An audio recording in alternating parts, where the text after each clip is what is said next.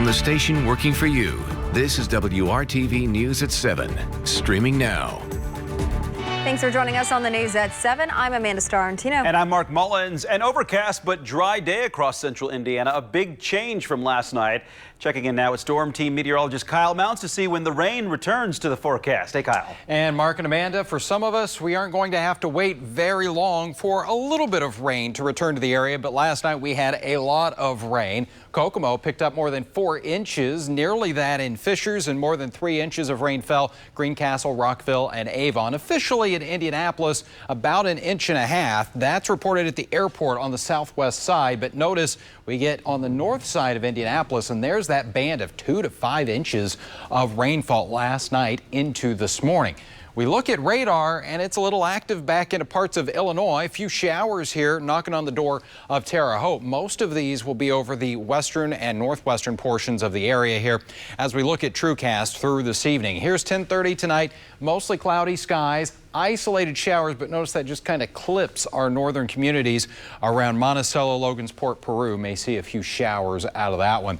With the cloudy skies, we got 60 degrees in downtown. Don't expect that temperature to move a whole lot here over the next several hours. 59 with cloudy skies in Lafayette, middle 60s in Bloomington. There's a look at those temperatures holding right around 60 with mostly cloudy skies. We'll talk about a warm up for the end of the week in just a few minutes. See you soon, Kyle. Thank you. Coronavirus rates are increasing in Indiana and across the country. Despite the increase, Governor Holcomb says the state will stay the course and remain in stage 5 of reopening. Today, the State Department of Health reported an additional 1,766 positive cases and 15 deaths. During today's COVID-19 update, Holcomb said that more than half of the state's COVID-19 deaths have occurred in long-term care facilities. He says efforts to help nursing homes slow the virus will be in place by the beginning of November. Starting with utilizing members of the Indiana National Guard who will work side by side, staff members, and help them with screening employees and data entry and testing and infection control practices and again, so much more so that the facility staff members can rightly focus on what they do best, and that's caring directly for the residents. WRTV Investigates Kara Kenny has been tracking nursing home concerns since the pandemic began, including an outbreak at a Boone County facility where 4 residents have died. Kara joins us now with what health officials are saying. The Boone County Health Department says as the weather gets colder, they anticipate an uptick in flu and COVID-19 cases, especially among the vulnerable population, including those in long-term care facilities. Signature Healthcare at Parkwood has 37 residents and employees with active COVID-19 infections. 4 people have died. The Boone County Health Department is calling it an outbreak. They're working with Parkwood to provide support, testing, and mitigation efforts. Over the last month, Indiana has had 40,000 new cases of COVID-19, but only 3.5% of new cases have been in long-term care facilities. WRTV Investigates asked the health department how this outbreak may have started. We can try to contact trace as best we can, but the thing is we may never know. It could have come in from, I know that Parkwood had been allowing visitors after stage 5 was enacted of the reopening plan. So it could have been a visitor, could have been a staff member, could have been custodian, it could have been absolutely anything. I mean, all it takes is just that one person to introduce that virus into an environment. And certainly it's been well proven for quite some time now that when there's increases in community spread in the greater surrounding community, that there's greater risk for outbreaks to take place in long-term care facilities. So, these are relatively one-off right now, and but they are increasing in number. You can look up any long-term care facilities COVID-19 numbers on the state's dashboard at coronavirus.in.gov. Working for you, Kara Kenny, WRTV. There have been a lot of complaints and questions about the state of downtown Indianapolis since the start of the pandemic. Some people say after canceled events, remote work, and business restrictions, the atmosphere took a turn for the worse. WRTV's Cameron Riddle found an effort to make the heart of the city feel welcoming again and is already making a difference. There have been days this year when downtown Indianapolis looked like a ghost town, filled with unwelcome smells and public safety concerns. There was just this vacuum downtown of people. There's no workers, there's no normal visitors to downtown down here. So it started getting taken over by some of the seedier elements, and they started coming down and taking advantage of the homeless people. Doug Stevenson owns the comic book store on Monument Circle. He says in June and July there were days that he described the area as out of control. Illegal activity was never far away, making customers feel unsafe. That on top of the smell from the city streets being used as a restroom. But several weeks later, improvements are noticeable. Monument Circle feels and even smells different after a focused effort from Downtown Indy Inc. to clean the heart of the city. The Downtown Recovery Committee came together and said, remember when we were called the cleanest downtown in the nation? Let's commit to that. Thanks to Downtown Indy Inc., safety ambassadors and additional police officers now patrol the areas of Monument Circle, Market Street, and Georgia Street. Roads and sidewalks are now power washed regularly by DPW. All of it arranged or paid for by Downtown Indy Inc. All of that was done and continues to be done to say downtown is clean and safe and beautiful, and we're working on the vibrancy as we try to come back in measured ways. Both Downtown Indy Inc. and business owners want to make it clear that homelessness was not the sole cause for the changes we saw downtown this summer. They say much of the problems were surrounded with mental health issues. Stevenson hopes the effort being put into downtown encourages visitors to come back downtown. It's absolutely gotten better. Things started turning the corner at the end of July, and now we've got, we've got the cleanliness, the sanitation factor under control. The safety is a million times better. Cameron Riddle, WRTV. The improvements made by Downtown Indy Inc. were funded with $750,000 from the city of Indianapolis back in August. An effort is underway to help small businesses impacted by COVID-19 as a new round of grants focuses on the Far East Side. Several organizations have teamed up with LISC, or the Local Initiative Support Corporation, to make it happen. WRTV's Megan Singh-Torum went out to the Far East Side to talk with business owners there and found out what they say these grants will do, more than just provide financial support. The open sign is on, but the lobby is quiet here at Kingdom Cleaners on the Far East Side. It's been a struggle, and that's the only word that I can really use to explain how I've survived the pandemic. Owner Michael Allender fighting every day to keep his business afloat, dealing with not only the recent loss of his wife, but the economic impacts of the pandemic as well. She was the brains behind the operation, and then pandemic hits, COVID hits, and the country goes into this pandemic swirl, so I'm trying to figure out how I'm going to pay my bills, how am I going to eat every day. And so far, he says he hasn't qualified for any financial assistance. I've gotten nothing yet. Telling us he feels like this part of town has been forgotten. Other business owners saying the same thing. This side of town needs a lot of help. Ms. Marcia's Sweets was only open several months before the pandemic hit. It was rough. It was rough. When COVID let up, we had to start pretty much from scratch again. They too just trying to make it through. The Far East Side doesn't always gets overlooked when it comes to funding or support or grants. And it's time to take this community out of surviving mode into thriving mode. Community leader Dee Ross with the Ross Foundation says this new round of grants will bring more than a financial boost to businesses here. There's a lot of businesses that I work with on a day-to-day basis who are losing signs of hope, who are ready to give up.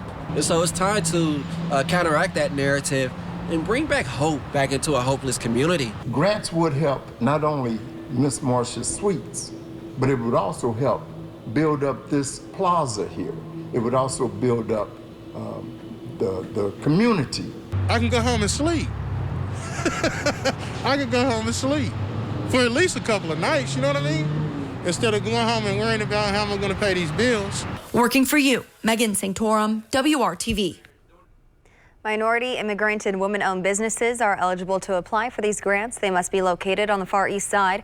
The deadline to apply is this weekend. We will have a link with more info on WRTV.com. Still ahead on the news at 7, dancing their way to a comeback. How a talented group is rebounding after months of economic uncertainty. At some point, we need to let our dancers beyond a layoff period. They may have to go on unemployment. In the first weeks of the pandemic, WRTV introduced you to the Carmel-based Gregory Hancock Dance Theater. The outlook was bleak for the professional dance company and other live performance arts. And with our commitment to the Rebound Indiana, we are highlighting the dance company again 7 months later, as it's become a symbol of hope. After several tough months of unemployment, the dancers are preparing for their first performance. Here's their story in their own words. My first show was when I was 2 weeks old. I was backstage. Most of everyone in the company, we've been dancing since we were in those toddler classes my whole life.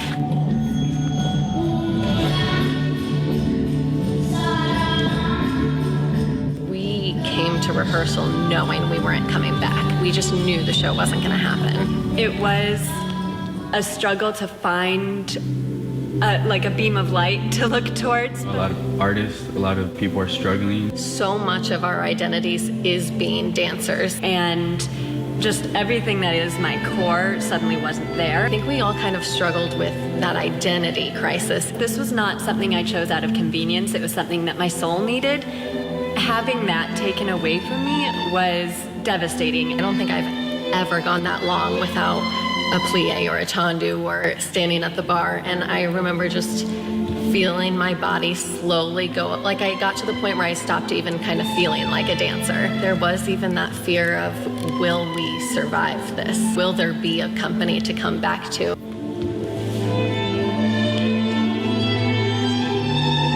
Dance is what makes me run. It's what makes me live and breathe. So having that to return to was so important. There's a part of the show that's for everyone. We're so much more focused on what makes us human. There are feelings of isolation, a window into how everyone's been feeling. I hope they're able to relate as well. Moments of hope, moments of happiness, moments of sadness. I really like the duet with Thomas and Camden. Big piece of plexiglass with two people stuck on either side. It's just being separated from someone else. It is a little like gray and white and black, and we're gonna throughout the season maybe gain a little more color as we move out of this dark time in our lives. Concepts and characters that are introduced in this show will be carried through each of the performances and then culminate with There's No Place Like Home next June. And it's been challenging even to just stay 6 feet apart. Us as the dancers, we don't ever touch during the show. We don't get within 6 feet of one another. And we just hope that people feel comfortable coming to the theater and supporting us. Having a plan of how to keep everyone safe, keep everyone separate, audience and dancers and crew alike. And luckily, this is able to open up, and luckily we're moving forward.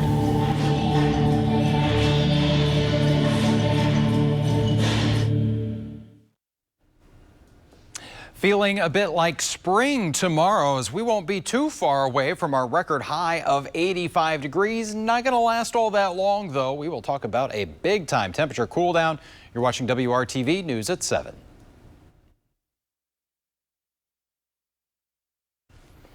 Got a little more than a 10-degree temperature spread across central Indiana this evening. It's 56 for you right now. Peru, Tipton, 56 as well. And Thorntown, get into Bloomington, though, and Bedford sitting nicely in the middle 60s. And at least temporarily, the warmer air is going to be winning out.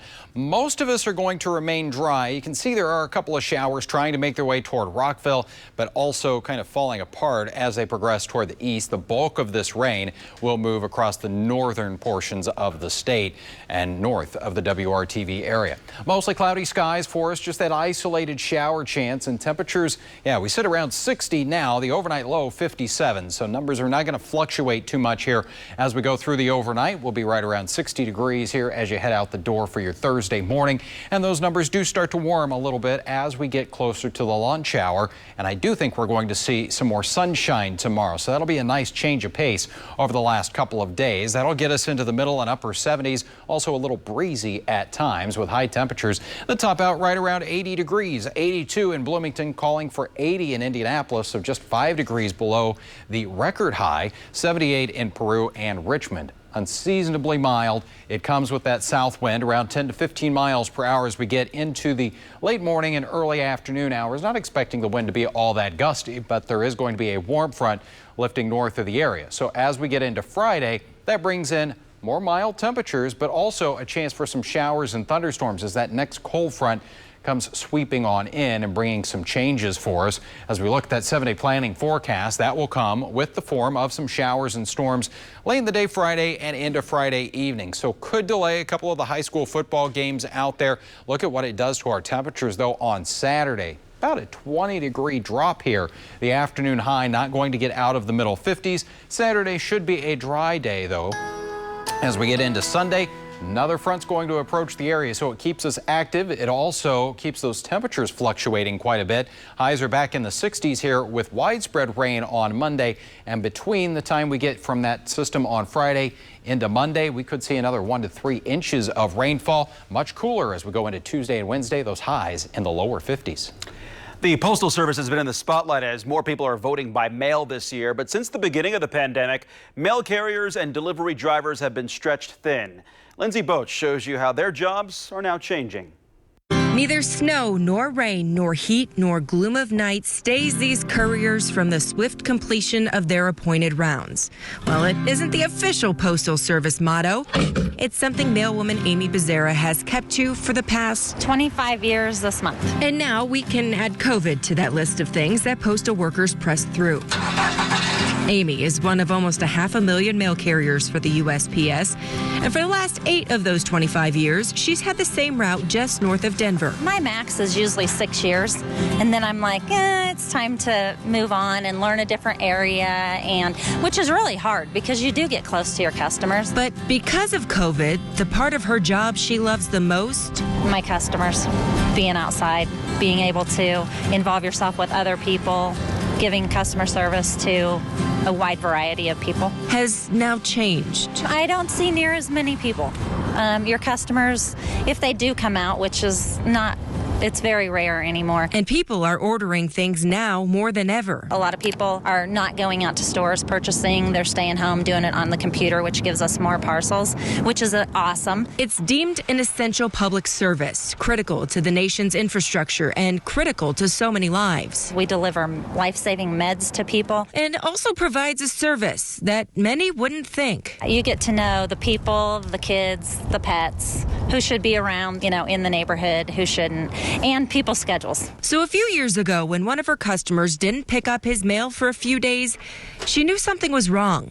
She called for help. He had just been real sick and completely dehydrated, that every time he'd get up, he'd pass out. The ER doctor said he wouldn't have made it 24 hours. I have 5 more years, and I have really bonded with these people out here that I've pretty much promised them, unless the post office takes it away from me, I'm here for 5 more years with them. So neither snow, nor rain, nor heat, nor gloom of night, nor COVID will stop Amy from delivering to her customers. I'm Lindsay Boach.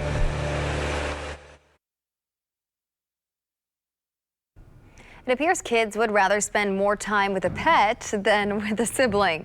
A study published in the Journal of Applied Developmental Psychology compared the relationships between 12-year-olds, their siblings, and pets. The kids reported more satisfaction and fewer challenges with their pet than with a sibling. Overall, girls reported a stronger bond with their pet than boys did. The author of the study hopes it leads to a better understanding of how pets help child development. I do think my dog was a lot nicer than my brother when I was 12 years old. And hey, you see that St. Bernard, if you had a dog that you could ride essentially as a kid, I would feel like having a pony. I'd want that too. All right, 7-day forecast, maybe a dog walk tomorrow, 80 degrees. Those rain chances will return as we get late Friday afternoon into overnight hours, and that brings in some big changes for the weekend. 55 the high on Saturday, more rain as we go into early next week. Up next on WRTV is The List. Thanks for joining us for the news at 7. We will be back with you tonight at 11. Have a good evening.